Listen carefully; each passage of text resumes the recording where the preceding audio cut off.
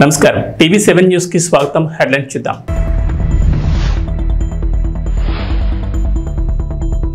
ఎన్నికల్లో ఘన విజయం సాధించిన కూటమి నుంచి ముఖ్యమంత్రిగా చంద్రబాబు ప్రమాణ స్వీకారం.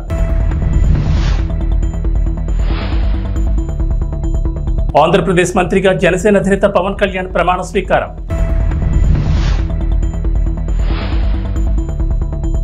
తెలంగాణకు రెయిన్ అలర్ట్, నేడు పలు జిల్లాల్లో భారీ వర్షాలు. ఏపీ ముఖ్యమంత్రిగా టీడీపీ అధినేత నారా చంద్రబాబు నాయుడు 4వ సారి బాధ్యతలు చేపట్టారు. కేసరపల్లిలోని ఐటీ టవర్ వద్ద బుధవారం ఉదయం 11:27 సీఎంగా చంద్రబాబు ప్రమాణం చేశారు. ప్రమాణ స్వీకార కార్యక్రమానికి ప్రధానితో పాటు పలువురు ప్రముఖులు హాజరయ్యారు.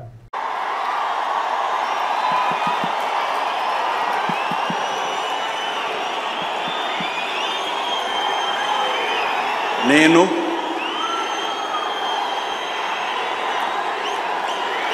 నారా చంద్రబాబు నాయుడు అనే నేను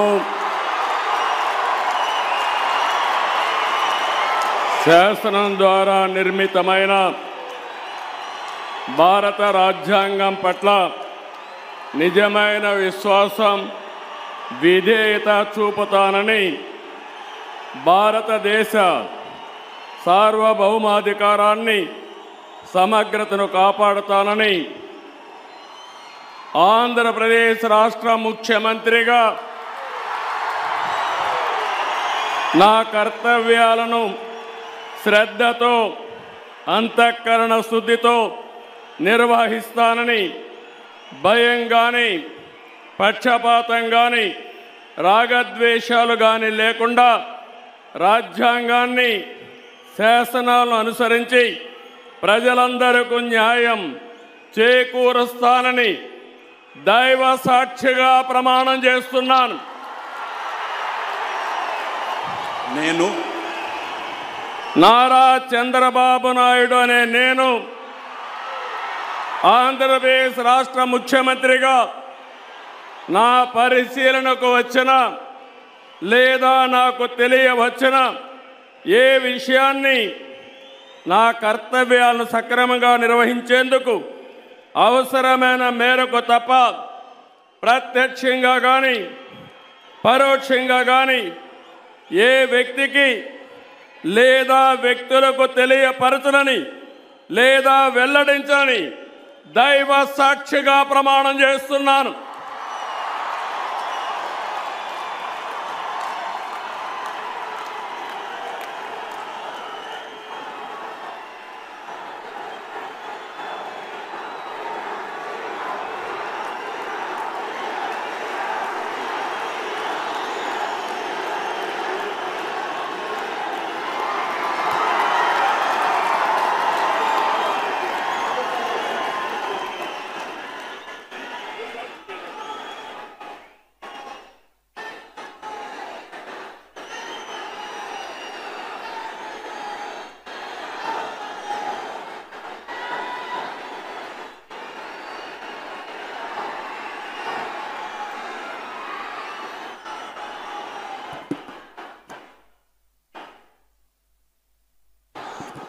ఏపీ ముఖ్యమంత్రిగా టీడీపీ అధినేత నారా చంద్రబాబు నాయుడు 4వ సారి బాధ్యతలు చేపట్టారు. ఈ కార్యక్రమంలో ఆసక్తికర సంఘటన చోటు చేసుకుంది. వేడుకకు విచ్చేసిన చంద్రబాబు సతీమణి భువనేశ్వరి వద్దకు ఆమె అన్న నందమూరి బాలకృష్ణ వెళ్లి ఆత్మీయ ఆశీర్వచనం అందించారు. చెల్లెల్ని ఆత్మీయంగా పలకరించి శుభాకాంక్షలు చెప్పారు. మన బాలయ్య బాబు సోదరిమణితో ఆత్మీయంగా స్పర్శ గావిస్తూ ఉన్నారు. స్వాగతం, సంతోషం. ఇది ఆత్మీయ ప్రమాణ స్వీకార మహోత్సవం. ఆంధ్రప్రదేశ్ నూతన ముఖ్యమంత్రిగా టీడీపీ అధినేత చంద్రబాబు నాయుడు ప్రమాణ స్వీకారం చేశారు. కృష్ణా జిల్లా కేతరపల్లి ఏర్పాటు చేసిన కార్యక్రమంలో రాష్ట్ర గవర్నర్ జస్టిస్ అబ్దుల్ నజీర్ ఆయనతో ప్రమాణం చేయించారు. చంద్రబాబు ముఖ్యమంత్రిగా ప్రమాణ స్వీకారం చేయడం ఇది 4వ సారి. అనంతరం మంత్రులతో గవర్నర్ ప్రమాణ స్వీకారం చేయించారు. చంద్రబాబు ప్రమాణ స్వీకారం చేస్తున్న సమయంలో సభా ప్రాంగణం జై చంద్రన్న నినాదాలతో మారుమోగింది. టీడీపీ నేతలు, కార్యకర్తలు తమ స్థానాల్లోనే నిల్చుని చప్పట్లతో అభినందనలు పలికారు. ప్రమాణ స్వీకారం అనంతరం ప్రధాని మోడీతో పాటు వేదికపై ఉన్న పలువురు అతిథులు చంద్రబాబుకు శుభాకాంక్షలు చెప్పారు. ఈ కార్యక్రమానికి మాజీ ఉపరాష్ట్రపతి వెంకయ్యనాయుడు, సుప్రీంకోర్టు విశ్రాంత ప్రధాన న్యాయమూర్తి జస్టిస్ ఎన్వి రమణ, కేంద్ర మంత్రులు అమిత్ షా, జేపీ నడ్డా, నితిన్ గడ్కరీ, రామ్మోహన్ నాయుడు, చిరాగ్ పాస్వాన్తో పాటు వివిధ పార్టీలకు చెందిన పలువురు జాతీయ నాయకులు హాజరయ్యారు. సినీ ప్రముఖులు చిరంజీవి, రజనీకాంత్ దంపతులు, రామ్ చరణ్ తదితరులు పాల్గొన్నారు. గాడు కండువాలేనిదే గడప దాటని వాడు పంచభక్ష్యాలు తన కంచాన వడ్డించ గోంగూర కోసమై లొట్టలేసేవాడు ఎవడు వాడు ఇంకెవడు తెలుగువాడు అని చెప్పినటువంటి నాటి పద్యాన్ని తీసుకొని స్ఫూర్తిగా మన తెలుగు జాతి యొక్క ప్రాభవ వైభవాలకి దీటుగా ఇవాళ ఆ రోజున శ్రీ ఎన్టీఆర్ తర్వాత శ్రీ చంద్రబాబు నాయుడు గారు వారి యొక్క నేతృత్వంలో 4వసారి ముఖ్యమంత్రి అవుతున్నటువంటి ఆ పెద్దల యొక్క సారథ్యంలో పనిచేయడానికి ఇంతమంది సైన్యం సిద్ధంగా ఉంది. మనమంతా వారికి సహకరిస్తాం, వారు అందించేటువంటి ఫలాలని అందుకోబోతున్నాం అనేటువంటి మాటను కూడా మీతో గుర్తు చేస్తూ ఉన్నాం. ఇది మామూలు ప్రమాణ స్వీకారం కాదు అని ప్రపంచవ్యాప్తంగా ప్రతి ఒక్కరూ అనుకుంటున్న క్షణం. ఒక తెలుగువారు సాధించాలనుకుంటే ఏదైనా చేయగలరు అని నిరూపించుకుంటున్న క్షణం. అతిరథ మహారథులు, వరల్డ్ కాన్సులేట్ జనరల్స్తో పాటు ప్రముఖ నటులు, భారతదేశం గర్వించదగ్గ నటులు, పద్మ విభూషణులు, సూపర్ స్టార్లు ఈ వేదిక మీద రావడం మనం నిజంగా ఎంత అదృష్టం చేసుకున్నాం అనిపిస్తుంది. ఒక్కసారి మనం చూసుకుంటే ఈ ప్రమాణ స్వీకార మహోత్సవం గజదళం, అశ్వదళం, అభిముఖం అన్న రేంజ్లో నభూతో నభవిష్యతి. ఆంధ్రప్రదేశ్ మంత్రిగా జనసేన అధినేత పవన్ కళ్యాణ్ ప్రమాణ స్వీకారం చేశారు. కృష్ణా జిల్లా కేసరపల్లిలో నిర్వహించిన కార్యక్రమంలో రాష్ట్ర గవర్నర్ జస్టిస్ అబ్దుల్ నజీర్ ఆయనతో ప్రమాణం చేయించారు. మంత్రిగా ప్రమాణ స్వీకారం చేస్తున్నప్పుడు వేదికపై ఉన్న ఆయన సోదరుడు చిరంజీవి ఆనందంతో ఉప్పొంగిపోయారు. కొనిదాల పవన్ కళ్యాణ్ గారు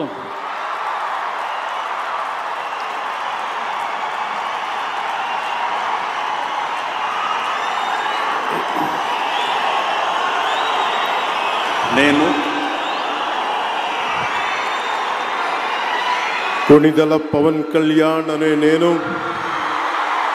శాసనం ద్వారా నిర్మితమైన భారత రాజ్యాంగం పట్ల నిజమైన విశ్వాసం, విధేయత చూపుతానని, భారతదేశ సార్వభౌమాధికారాన్ని, సమగ్రతని కాపాడుతానని, ఆంధ్రప్రదేశ్ రాష్ట్ర మంత్రిగా నా కర్తవ్యాలను శ్రద్ధతో, అంతఃకరణ శుద్ధితో నిర్వహిస్తానని, భయం కానీ, పక్షపాతం కానీ, రాగద్వేషాలు కానీ లేకుండా రాజ్యాంగాన్ని, శాసనాలని అనుసరించి ప్రజలందరికీ న్యాయం చేకూరుస్తానని దైవ సాక్షిగా ప్రమాణం చేస్తున్నాను.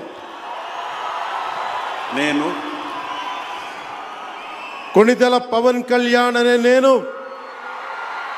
ఆంధ్రప్రదేశ్ రాష్ట్ర మంత్రిగా నా పరిశీలనకు వచ్చిన లేదా నాకు తెలియవచ్చిన ఏ విషయాన్ని, నా కర్తవ్యాలను సక్రమంగా నిర్వహించేందుకు అవసరమైన మేరకు తప్ప ప్రత్యక్షంగా కానీ పరోక్షంగా కానీ ఏ వ్యక్తికి లేదా వ్యక్తులకి తెలియపరచనని లేదా వెల్లడించనని దైవ సాక్షిగా ప్రమాణం చేస్తున్నాను.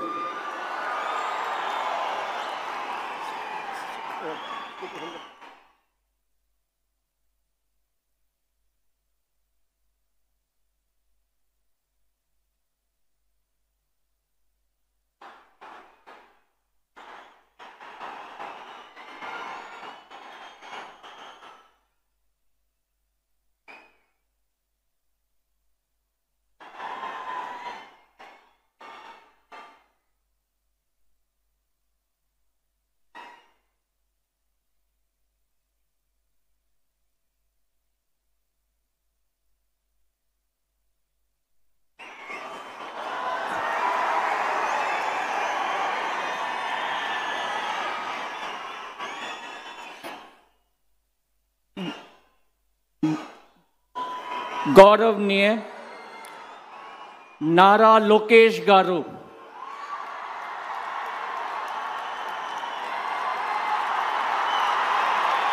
ఆంధ్రప్రదేశ్ మంత్రిగా టీడీపీ ప్రధాన కార్యదర్శి నారా లోకేష్ ప్రమాణ స్వీకారం చేశారు. కృష్ణా జిల్లా కేసరపల్లిలో నిర్వహించిన కార్యక్రమంలో రాష్ట్ర గవర్నర్ జస్టిస్ అబ్దుల్ నజీర్ ఆయనతో ప్రమాణం చేయించారు. నారా లోకేష్ అనే నేను శాసనము ద్వారా నిర్మితమైన భారత రాజ్యాంగం పట్ల నిజమైన విశ్వాసం, విధేయత చూపుతానని, భారతదేశ సార్వభౌమ అధికారాన్ని సమగ్రతను కాపాడుతానని, ఆంధ్రప్రదేశ్ రాష్ట్ర మంత్రిగా నా కర్తవ్యాలను శ్రద్ధతో అంతర్గత శుద్ధితో నిర్వహిస్తానని, భయం గాని పక్షపాతం గాని రాగద్వేషాలు కానీ లేకుండా రాజ్యాంగాన్ని శాసనాలను అనుసరించి ప్రజలందరికీ న్యాయం చేకూరుస్తానని దైవ సాక్షిగా ప్రమాణం చేస్తున్నాను.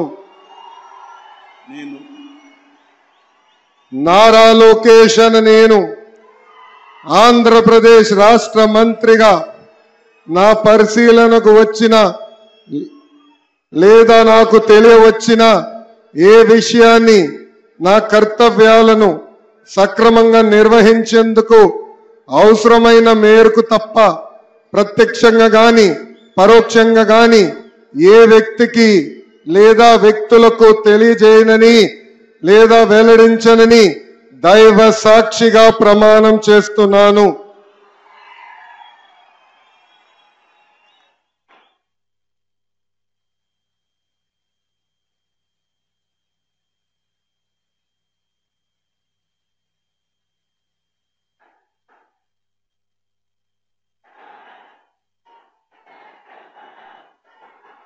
టీడీపీ అధినేత చంద్రబాబు ముఖ్యమంత్రిగా, జనసేన అధ్యక్షుడు పవన్ కళ్యాణ్ ఉప ముఖ్యమంత్రిగా బుధవారం ప్రమాణ స్వీకారం చేశారు. వారితో పాటే మరో 23 మంది మంత్రులు ప్రమాణం చేశారు. ఉప ముఖ్యమంత్రిగా పవన్ కళ్యాణ్ ఒక్కరే ఉంటారు. పవన్ సహా మొత్తం 24 మంది మంత్రుల జాబితాను మంగళవారం అర్ధరాత్రి దాటాక 1:15 సమయంలో ప్రకటించారు. ఒక స్థానాన్ని ఖాళీ ఉంచారు. జనసేనకు 3, భాజపాకు 1 స్థానం కేటాయించారు. సీనియర్లకు యువతకు మధ్య సమతూకం పాటిస్తూ మంత్రివర్గాన్ని రూపొందించారు. సగానికి పైగా కొత్త వారికి అవకాశం లభించింది. 17 మంది కొత్త వారికి అవకాశం కల్పించారు. 3 మహిళలకు చోటు లభించింది. బీసీలు 8 మంది, ఎస్సీలు 2, ఎస్టీ 1, ముస్లిం మైనార్టీల నుంచి 1కి, వైశ్యుల నుంచి 1కి అవకాశం దక్కింది. 4 కాపులు, 4 కమ్మ, 3 రెడ్లకు అవకాశం ఇచ్చారు. టీడీపీ నుంచి పార్టీ జాతీయ ప్రధాన కార్యదర్శి నారా లోకేష్ మంత్రివర్గంలో చేరారు. ఆనం రామనారాయణ రెడ్డి, కొలుసు పార్థసారథులకు ఇచ్చిన హామీని నిలబెట్టుకున్నారు. మహోన్నతత్వం పరిమళించేటువంటి మేరు నగధీరులంతా ఒక వేదిక మీద మన నరేంద్ర మోదీ గారు, మన చంద్రబాబు నాయుడు గారు, మన పవన్ కళ్యాణ్ గారు, మన గవర్నర్ గారు, ఇతర మంత్రివర్గ సభ్యులు అద్భుతమైనటువంటి ఛాయాచిత్రం. बहुत बहुत धन्यवाद माननीय श्री हमारे प्रधानमंत्री जी को हमारे सभी के ओर से धन्यवाद गुजारना चाहते हैं. Thank you very much for joining us sir. గౌరవ భారత ప్రధానమంత్రి వర్యులు శ్రీ నరేంద్ర మోదీ గారు మనకి ముఖ్య అతిథిగా విచ్చేసినందుకు గాను కృతజ్ఞతలతోటి On behalf of the state government of Andhra Pradesh, Chief Minister, రాష్ట్ర ప్రభుత్వం పక్షాన శ్రీ నారా చంద్రబాబు నాయుడు గారు శ్రీ నరేంద్ర మోదీ గారికి జ్ఞాపికను బహుకరిస్తారు. నూతన ముఖ్యమంత్రిగా ప్రమాణ స్వీకారం చేసిన శ్రీ నారా చంద్రబాబు నాయుడు గారు భారత ప్రధాని మనందరి ప్రియతమ నేత శ్రీ నరేంద్ర మోదీ గారిని శాలువతో సత్కరించి పుష్పగుచ్ఛాన్ని అందించి చక్కటి జ్ఞాపికను బహకరించబోతూ ఉన్నారు.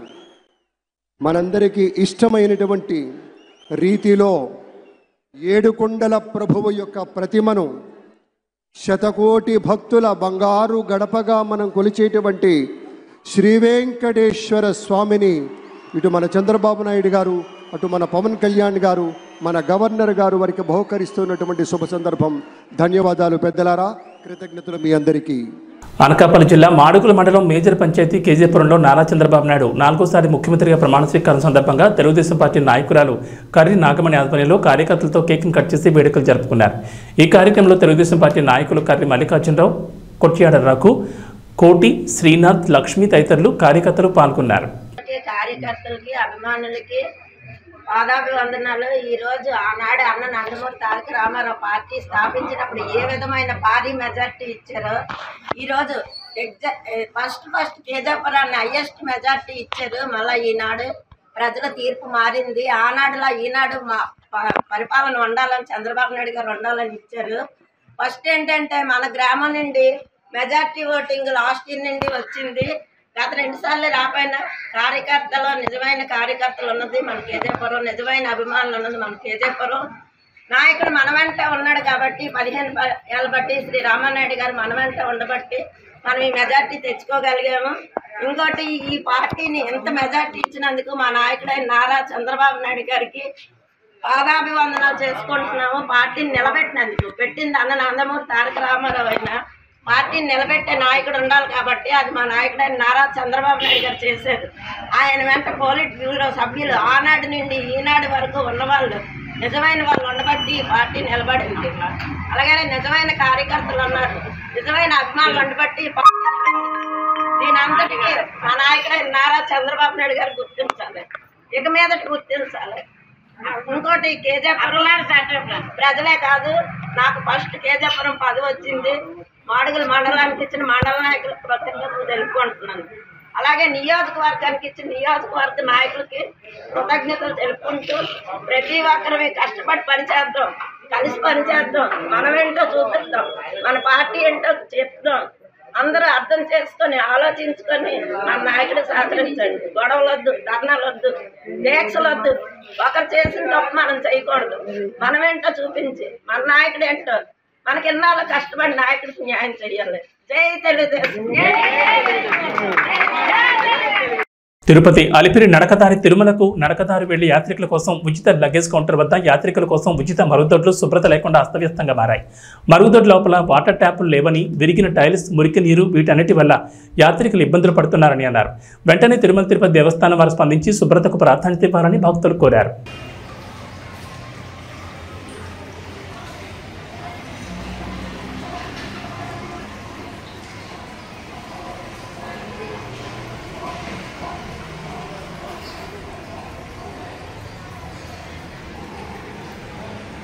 ప్రజలు చట్టాన్ని అతిక్రమించొద్దని వెల్దుర్తి నూతన ఎస్ఐ సునీల్ కుమార్ పేర్కొన్నారు. మంగళవారం ఆయన స్థానిక పోలీస్ స్టేషన్లో విలేకరుల సమావేశం నిర్వహించారు. ఈ సందర్భంగా ఎస్ఐ మాట్లాడుతూ ప్రజలు సంయమనం పాటించి గొడవలకు దూరంగా ఉండాలన్నారు. సమస్యలు ఏవైనా ఉంటే పోలీస్ స్టేషన్ ఆశ్రయించాలన్నారు. చట్టాన్ని అతిక్రమించిన వారిపై చట్టపరమైన చర్యలు తప్పవన్నారు. వెల్దుర్తి మండల ప్రజలందరూ కూడా నమస్కారం. ప్రస్తుతం ఉన్న పరిస్థితుల దృష్ట్యా మండల ప్రజలంతా కూడా వాళ్ళ నీళ్లు కోరి, వాళ్ళ సంక్షేమం కోరి మేము ఎప్పుడూ కూడా వాళ్ళకి అందుబాటులో ఉంటాము. పార్టీలకు అతీతంగా కూడా పనిచేస్తున్నాము. ఎక్కడ ఏ ఇన్సిడెంట్, ఏ సంఘటన జరిగినా కూడా మా పోలీసుల దృష్టికి తీసుకురావాల్సిందిగా కోరుకుంటున్నాం. అంతేకాకుండా ఒకసారి జరిగిన దాన్ని తిరిగి మళ్ళీ చట్టాన్ని వాళ్ళ చేతుల్లోకి తీసుకొని ఏదైనా మళ్ళీ తిరిగి ఏదైనా చేశారని చట్టం కఠినంగా శిక్షిస్తుందని మూలంగా మీ అందరికీ కూడా తెలియజేస్తున్నాం. గన్నవరం గ్రామం సమీపంలోని జాతీయ రహదారిపై భారీగా బుధవారం వాహనాలు నిలిచిపోయాయి. రాష్ట్ర ముఖ్యమంత్రిగా నారా చంద్రబాబు నాయుడు ప్రమాణ స్వీకార వేదిక వద్దకు చేరుకునేందుకు వేలాది వాహనాల్లో నాయకులు, కార్యకర్తలు, అభిమానులు తరలివచ్చారు. దీంతో వీఐపీలకు సైతం ట్రాఫిక్ కష్టాలు తప్పలేదు.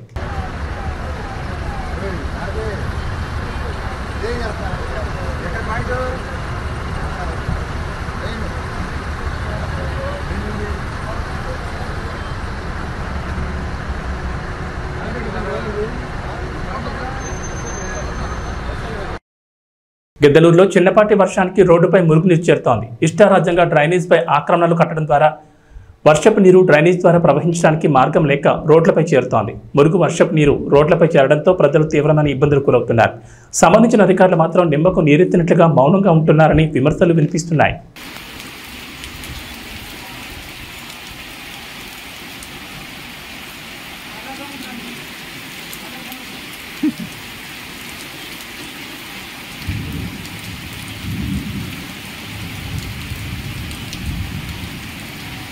కాంగ్రెస్ పార్టీ జాతీయ కార్యదర్శి హిందూపురం అడ్వకేట్ బిర్రు సంపత్ కుమార్ హత్య కేసును 13 రోజుల్లోని 1 టౌన్ పోలీసులు ఛేదించారు. ఈ సందర్భంగా మాట్లాడుతూ మే 29వ తేదీన హిందూపూర్ పరిసర ప్రాంతాల్లో సంపత్ కుమార్ని హత్య చేసి శవాన్ని కారులో డిక్కీలో తీసుకొచ్చి ధర్మవరం చెరువు వద్ద పడేసి వెళ్లడం జరిగిందని తెలిపారు. కుటుంబ సభ్యులు ఇచ్చిన ఫిర్యాదు మేరకు కేసును నమోదు చేయడం జరిగిందన్నారు. కనకానపల్లి మండలం మామిళ్లపల్లి క్రాస్ వద్ద 1 టౌన్ సీఐ సుబ్రహ్మణ్యం సిబ్బంది సహాయంతో అరెస్ట్ చేయడం జరిగిందని తెలిపారు. ధర్మవరం 2వ మరుగు వద్ద మే 29వ తేదీ అర్ధరాత్రి హత్య చేసి పడేసిపోయిన సంఘటనను పోలీసులు ఛాలెంజింగ్గా తీసుకుని ఛేదించడం జరిగిందని తెలిపారు.